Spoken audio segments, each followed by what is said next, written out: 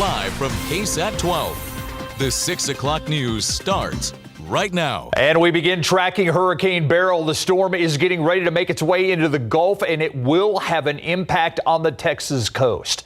For more on the storm's impact, let's get right to meteorologist Adam Caskey. Adam. Yeah, and regardless of the exact path and landfall of Beryl, it will have guaranteed impacts on the Texas coast. Now, we'll get to the path in just a bit, but I want to talk about this because a lot of people may be planning on heading to the beaches this weekend, and even for 4th of July. 4th of July, you're fine. Friday, Saturday, you're fine. It's by Saturday night, and especially Sunday and Monday, high surf, rip currents, and here's another key, coastal flooding. The water level is going to be higher than usual. So especially for folks who are planning on driving and maybe even camping on the national seashore, you want to be out of there before Saturday night because that's when the water is going to start rising up, and just not good beach conditions, not good beach weather Sunday and Monday. Indoor weather those days. Eye wall brushing up against Jamaica. Category 4 hurricane, max sustained winds of 140 miles per hour. It's going to be heading westward, likely weakening a little bit due to higher winds aloft, hitting the Yucatan Peninsula Thursday night, early Friday morning, likely as a Category 2 hurricane. By Saturday, it's in the Gulf. We'll talk more about its potential path from there and re-strengthening in just a bit, Steve. I mean, I'm looking at those wind speeds. 100 miles an hour when it hits the Mexico coast. Wow. Well, with Beryl heading toward the Gulf, state officials are asking coastal communities to get ready for the storm's impact.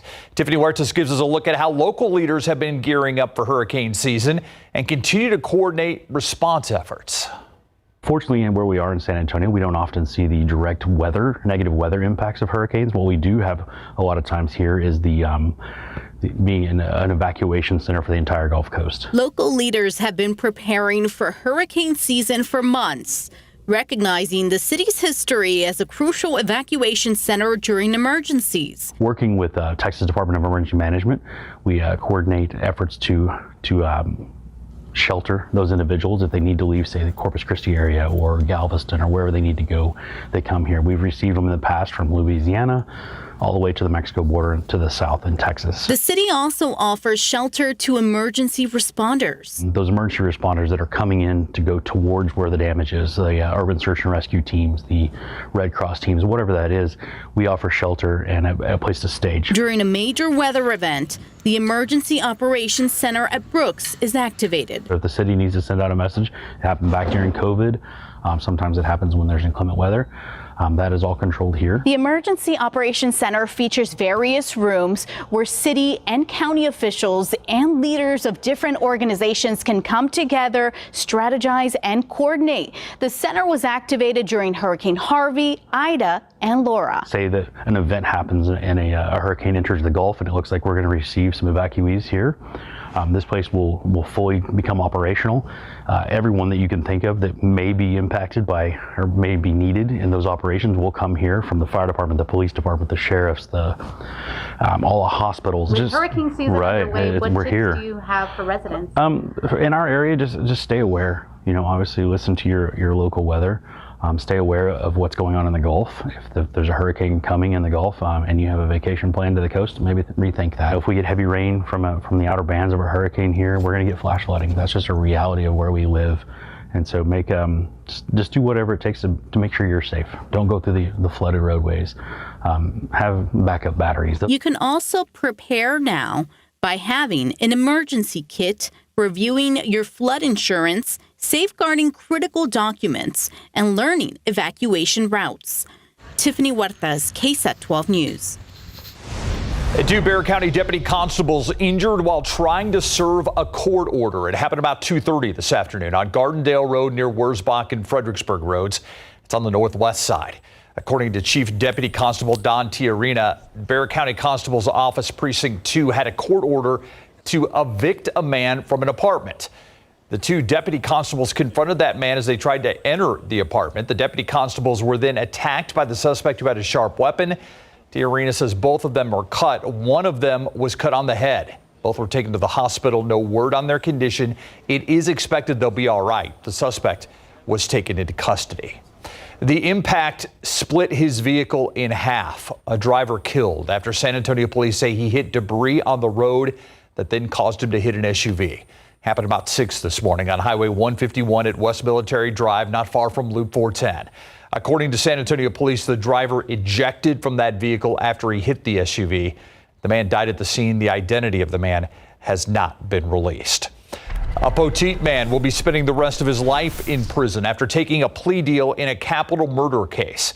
Rosendo Jesus Montoya pled guilty to the murders of Laura West and Mary Hines in June of last year. The Atascosa County Sheriff's Office says Montoya confessed to killing the two women and setting their house on fire. He was arrested almost 1 year ago today. Montoya has been sentenced to life in prison without the possibility of parole. Another top official in the Bexar County District Attorney's Office has announced his resignation. The DA's office confirming to KSAT that spokesman Pete Gallego has submitted his letter of resignation effective later this month. Gallego worked as a government relations advisor and then as the communications director for DA Joe Gonzalez. Gallego also served as a U.S. congressman from 2013 to 2015 and was a member of the Texas House of Representatives. In a statement from Gonzalez, he thanked Gallego for his work over the past year. Gonzalez also wished him the best on his future endeavors. You can read the entire statement on Pete Gallego and his exit right now on KSAT.com. Record amount of Texans expected to travel around the 4th of July this year. And if you're hitting the road, there's at least some good news for you and your wallet. Garrett Berger tells us that while travel may be up, at least gas prices look to be down. Like a 4th of July firework, Texans are set to take off on vacation. We usually just do a big friend beach trip every year. I've been in Corpus and now I'm traveling to Oklahoma. Going to down to the river. Ah, nice. Guadalupe every year. Been doing that for about 25 years now. So. The Independence State tradition. You're holding me up. Heading out with friends, family, even furry companions. Between last weekend and next, AAA Texas expects 5.6 million Texans to travel at least 50 miles. Most of them will be going by car. The group says it's the state's highest travel volume for the holiday on record. More and more people are working remotely these days, which gives them more flexibility to be able to travel while still doing work. But also a lot of people will use the 4th of July holiday as their longer extended summer vacation. Some good news if you're taking to the road. Gas is averaging $3.10 a gallon for unleaded in Texas. That's about 4 cents less than the same time last year. A couple cents difference may not sound like much, but I suppose it really depends on how much you're filling up. Whew. Gas was even cheaper at the new Braunfels Buc-ee's, where Michael Franklin was filling up his RV with its big tank to fuel some big plans. Right now, I'm going to be going from SeaWorld, and I'm going to Fredericksburg. And then from Fredericksburg, I'm going to go down to Houston. But then after that, we headed out to Florida on Tuesday. And whatever the price of gas, he still has his own rolling hotel room. I don't mind paying 30% more in gas for the convenience. Driving is therapeutic for me, so I enjoy driving, and especially with something like this, because I can pull over and get a good rest if I need to. Got to stay rested. You want to stay up for the fireworks. Garrett Berger, KSAT 12 News.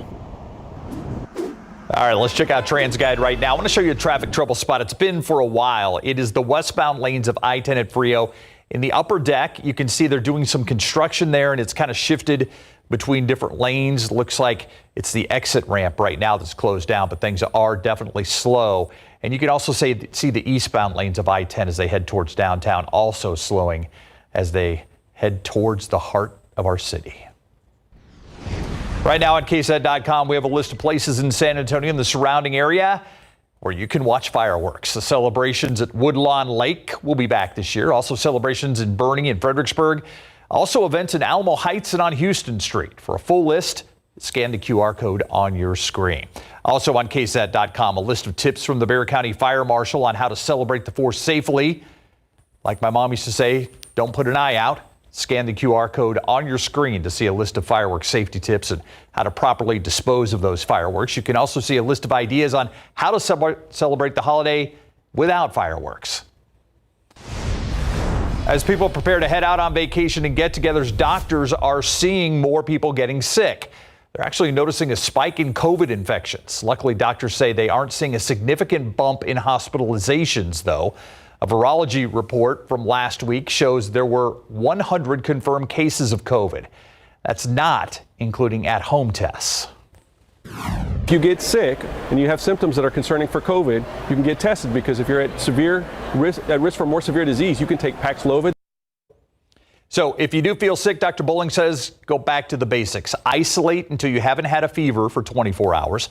Mask up for at least 5 days to prevent others from getting sick. And of course, make sure you wash your hands frequently.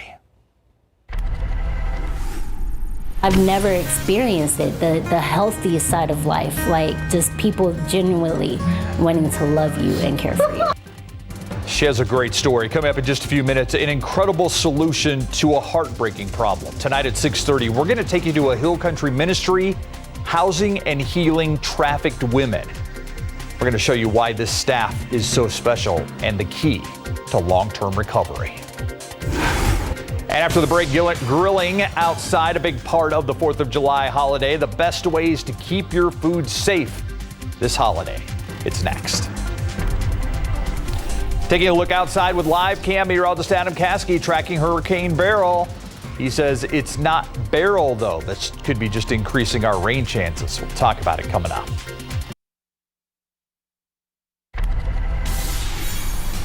It's a holiday weekend, and according to AAA, they're expecting nearly 80 million people on the roads for the 4th of July. How people coming in and out of San Antonio are prepping for the holiday coming up. Let's go to a recall alert right now. A recall has been issued for Hill Country Fair potato salad. The potato salad sold at H-E-B. And according to H-E-B, Reese's Fine Foods voluntarily recalling the potato salad with the use-by date of July 26. There's a possibility of pieces of hard plastic getting in the packaging. Right now, no injuries have been reported. People who bought the potato salad can return it for a refund or just throw it away. Of course, the 4th of July holiday means grilling outside for a lot of people. During the summer months, foodborne illnesses tend to go up. Mandy Gaither now with some food safety precaution tips for the holiday. Get ready for the red, white, and blue. But if you're getting together to celebrate this July 4th, don't let unsafe food blow up your plans. We could start with our 4 steps to food safety, and this is clean, separate, cook, and chill. The USDA says clean starts with hands. Make sure you're washing them before handling food.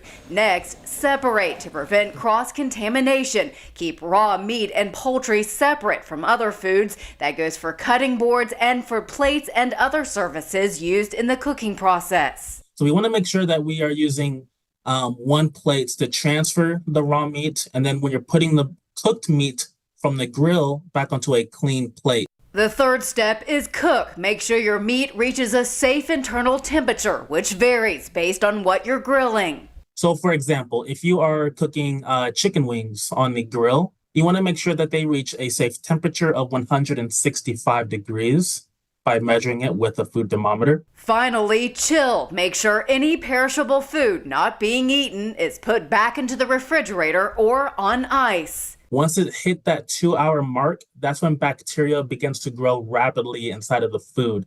And the scary thing about that is that the food will look perfectly fine, but in reality, there's a lot of foodborne illness causing bacteria inside of the food that can get us sick. For Health Minute, I'm Mandy Gaither. All right, now we turn to our weather authority, and yes, we turn to Beryl. And Adam, you've been very clear. No matter where this storm hits, there are parts of the Texas coast that are going to feel it. Yeah, not good beach days Saturday night and especially Sunday and Monday. Not good beach days, regardless of the exact path of Beryl.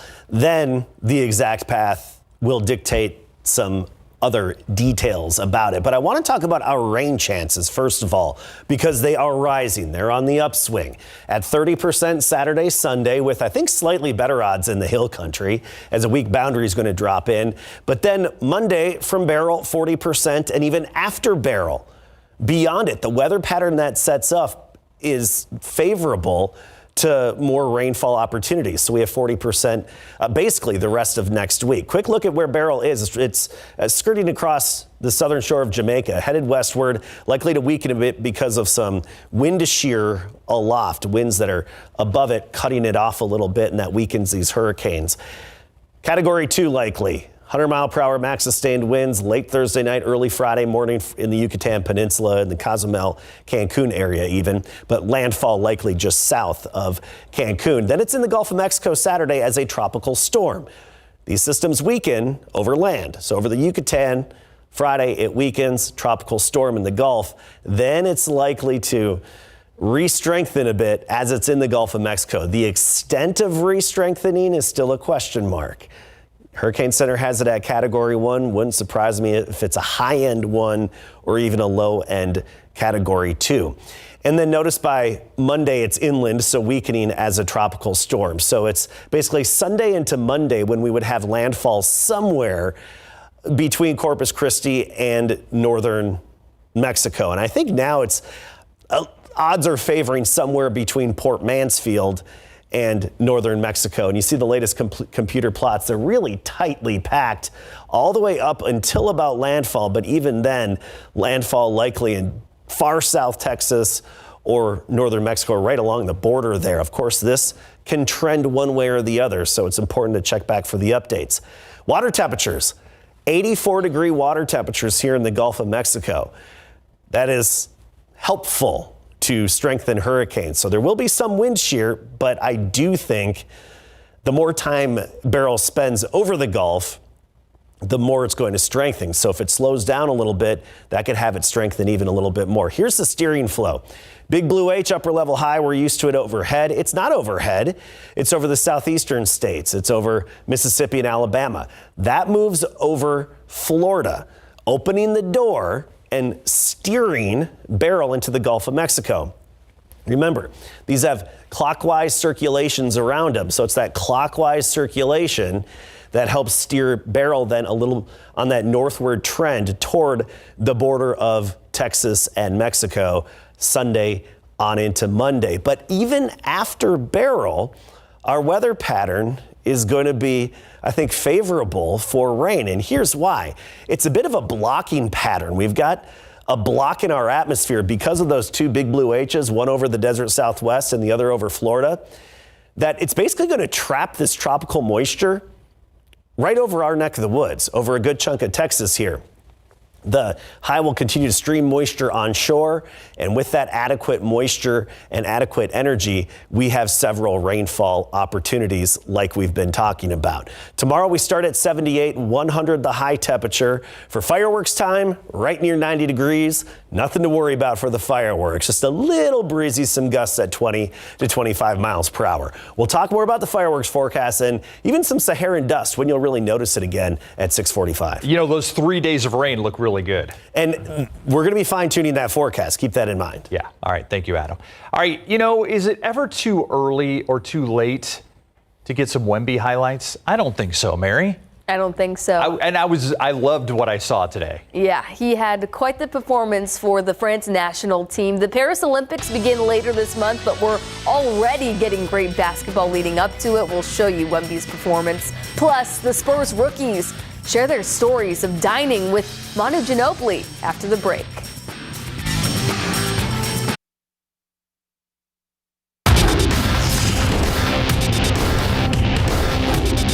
Steph, it's been 3 days, practice now. I've seen you score a lot, but I haven't seen you really celebrate. What's your go-to celebration? Go-to celebration? I don't got no go-to celebrations. I'll just be cooling, man. Okay. Now ask it in Spanish. Do you speak Spanish? No. Spurs rookie Harrison Ingram sounding like a seasoned journalist at this morning's media availability next in Big Board Sports. Well, Victor Wembanyama put on a show this afternoon as the France national men's basketball team battled Turkey in an exhibition game. We've seen this one before. Wembanyama blocks Turkey's three-point attempt in the fourth quarter. Later in the frame, the alley-oop goes to Wembanyama and he slams it down. Wemby shot 71% from the field with 24 points, 6 rebounds, 4 assists, 3 blocks, and 2 steals. Like the United States, France is already in the Olympics as the host nation. Would be fun to see Team USA and France in another Olympic battle. Back here in San Antonio, the Stephon Castle, Harrison Ingram, and the rest of the Spurs are continuing to get accustomed to life in the NBA, learning the speed and physicality of the NBA with practices leading up to Summer League action this weekend. Our Nick Mantis was at practice today. And Nick, the rookies have done a lot after getting drafted just a week ago. Hey, Mary. Yeah, it has been one heck of a week for the San Antonio Spurs rookies. They even got an opportunity to meet Manu Ginobili and go to dinner with him. And Harrison Ingram mentioned that this is one dinner that he would never forget. I mean, first off, just how much of a normal person he is. You know, he's Manu Ginobili, you know, the sixth man of the year, best sixth man of all time, you know, 3-4-time champion. But, you know, talking to him, he's just a normal dude. He said he got drafted. He wasn't even suspecting it. He didn't know he was going to get drafted. Wasn't expecting to get drafted, especially the Spurs. And then coming from the 56th pick, he said it wasn't easy. I mean, it wasn't like he wasn't given anything. You had to earn everything. And really just for him, he said being in the Spurs organization is such a good organization for those late picks to develop and to get your chance and to get a fair shot. As for what's next for these rookies, they're going to leave on Friday, heading out to Sacramento, California for the California Classic. First game of that tournament is going to be against the Charlotte Hornets on Saturday night. From the Spurs practice facility, Nick Mantis, back to you, Mary. Great advice. Thank you, Nick. The San Antonio Missions are trending upward, and a big reason why, the play of catcher Brandon Valenzuela. Valenzuela just reeled in Texas League Player of the Month for June, where the switch hitter batted .310 with 6 home runs and 8 RBI in 22 games. Valenzuela led the Texas League with 47 total bases. MLB Pipeline currently ranks Valenzuela as the 11th ranked Padres prospect. San Diego signed him as an international free agent out of Mexico in 2017. Wow. Those are monster shots that he was hitting there in Corpus. Oh, yeah. Yeah. Thanks, Mary. Coming up, healing from human trafficking. There's a ministry in the Hill Country that helps women do just that. We'll tell you about it after the break.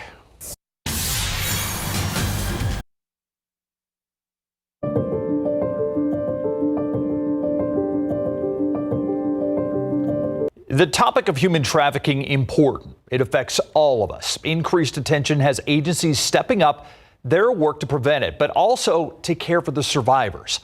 Courtney Friedman found one very unique solution to recovery, and that's a small ministry in the Hill Country, where 90% of the staff that works there are sexual assault survivors. Listen to this joy. Look at the love and the laughter. It doesn't look like a group of women who have been trafficked, but that's what it is. Not what you expected, right? I was trafficked as a young child.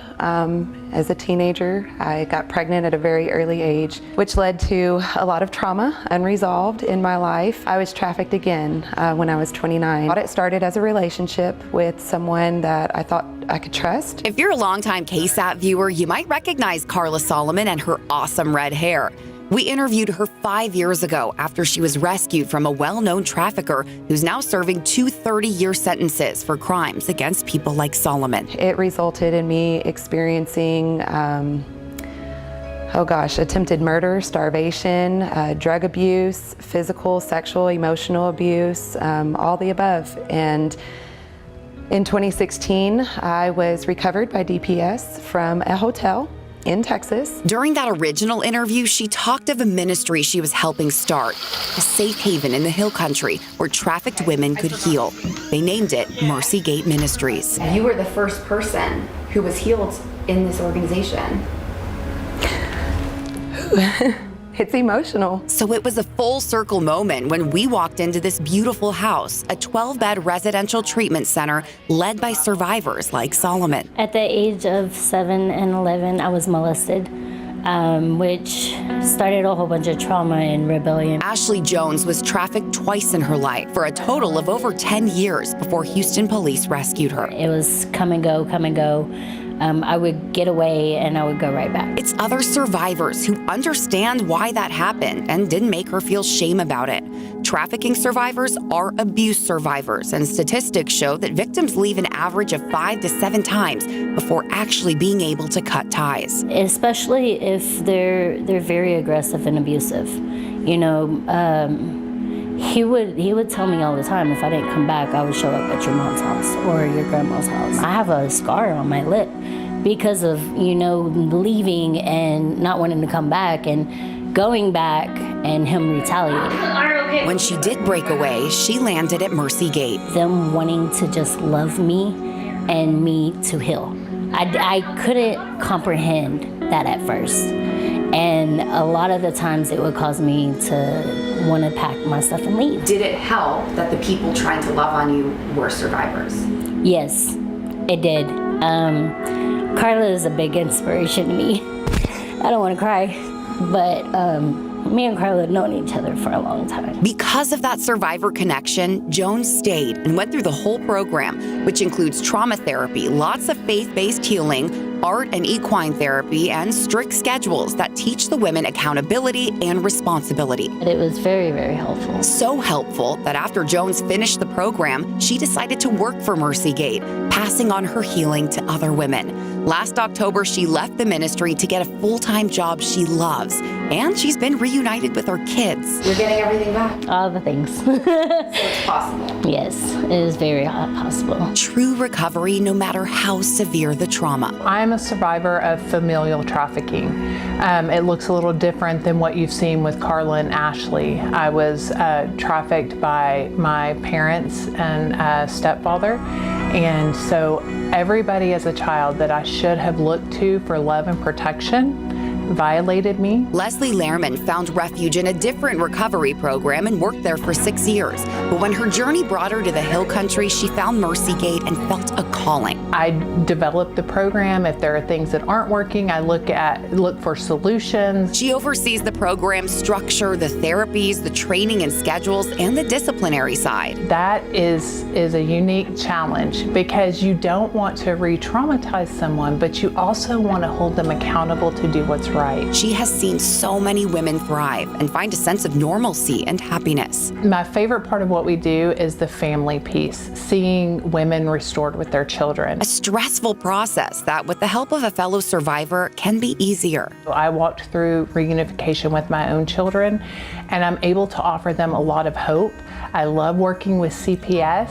And the whole reunification process. The importance of survivor-led solutions goes far beyond the Mercy Gate home. Solomon works daily to make sure agencies big and small understand the survivor experience. Training DPS, training law enforcement, assisting with sting operations, training a lot of service providers on trauma-informed care, which is super important. No matter how long agents or officers have been on the force, they can't truly understand the mind of someone who's been trafficked. Then you're not going to be effective in how you're going to approach them, interview them, assess them, or even how you're able to connect them to the resources. She even partners with the judicial system. A lot of times the women that we've helped in our program also have criminal charges, which are related or unrelated to their trafficking. We were able to offer continued legal education credits for attorneys and judges or any judicial officials. Given Mercy Gate is a state-approved facility, their treatment program is an alternative for women looking at prison time. You need the expert in that field.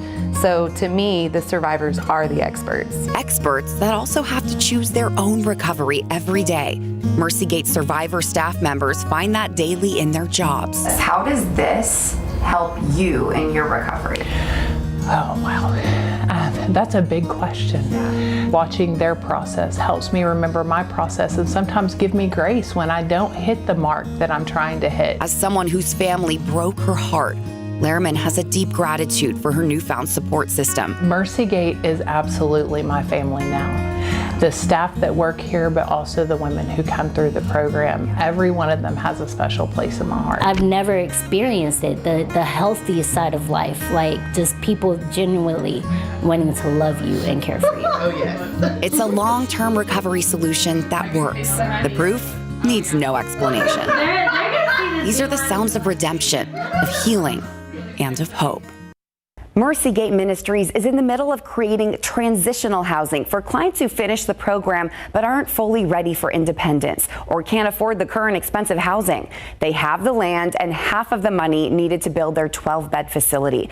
They have faith they'll soon be able to carry women through the last piece of their journey, not only to independence, but to freedom. For Solutionaries, I'm Courtney Friedman. Breaking a vicious and sometimes deadly cycle. If you want to see more stories from our Solution Areas series, scan this QR code on your screen. You can also find them on the Solution Areas YouTube channel. We'll be right back. Let's go to El Dorado County, California right now, where a large fire led to evacuation orders for some areas. According to CAL FIRE, the Moccasin Fire, as it's called, started as a building fire before spreading to nearby vegetation. As of yesterday evening, that fire had spread to 50 acres, 0% contained. Temporary emergency shelters have been set up, CAL FIRE using combustible material to get that blaze under control. The personal information of Ticketmaster customers has been exposed in a data breach. Ticketmaster confirming that hackers obtained information including emails, phone numbers, and credit card numbers. The data stolen between April 2nd and May 18th. But Ticketmaster won't say exactly how many customers were affected. Customers who bought tickets in North America put at risk. Ticketmaster believes all customers affected by the breach have been notified. The company offering identity monitoring services to those who enroll within 90 days of receiving the notice. Now to new fallout after President Biden's debate performance. Sources say the president keeping an open mind about whether or not to stay in the race. As ABC's M. Wynn reports, the White House struggling to fend off tough questions about Biden's mental fitness. In the first stunning indication that President Biden is seriously considering his next step, sources tell ABC News Biden told at least 2 people his next few public appearances are critical to determining whether he can stay in the race. They say the president is keeping an open mind about his path forward, saying he knows he has to perform well on his upcoming campaign stops as well as his Friday interview with ABC's George Stephanopoulos to change public perception. Separately, the New York Times first reported that Biden is weighing whether to continue his re-election bid, a claim the White House quickly rejected. The president is clear-eyed, and he is staying in the race. The president's widely panned debate performance last week left his campaign scrambling to stave off mounting concerns about his mental fitness. Today, Biden's speaking to Senate Majority Leader Chuck Schumer for the first time since the debate, according to a top White House aide, just one day after he spoke to House Democratic Leader Hakeem Jeffries. He has done this outreach. He's having these conversations. It is important to him to do so. With just 4 months until Election Day, many Democrats now torn between backing the president or rallying behind a new candidate. Texas Democratic Representative Lloyd Doggett on CNN becoming the first to break ranks. I just feel that it's time for him to step aside if we were to be able to protect what he allowed us to gain in 2020, which was a victory for democracy. Sources say Vice President Harris cut her vacation short and flew back to Washington to attend a lunch with the president.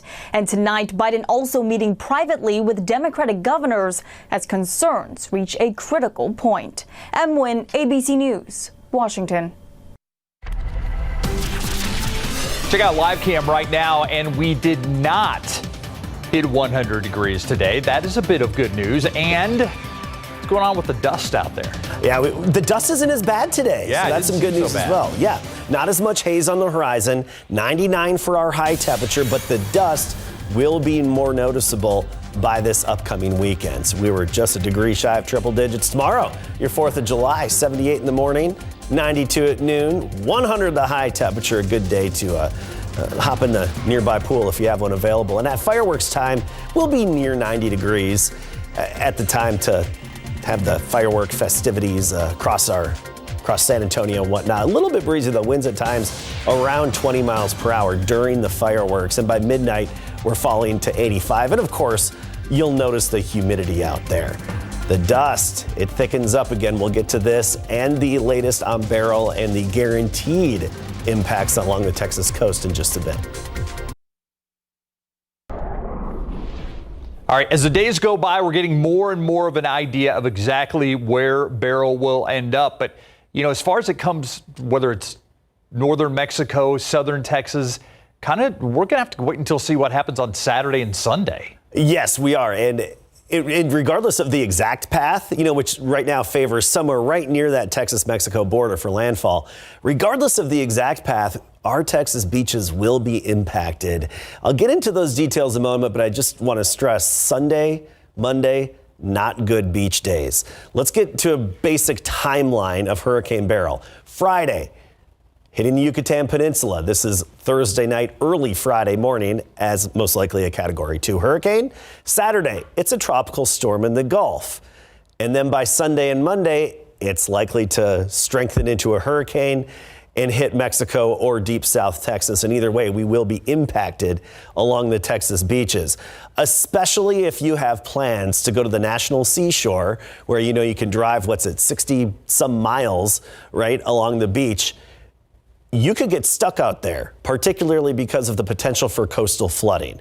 We will have a strong onshore flow. And just like what we saw with Alberto, which made landfall farther south in Mexico, it still impacted the beaches and the Texas coast. So we think regardless of Beryl's path, high surf, we could be talking waves 5 to 9 feet on Sunday, rip currents as well, and then that coastal flooding, which is a particular concern if you're along the national seashore and you really have nowhere else to go because you can get stuck out there even on just extremely high tides.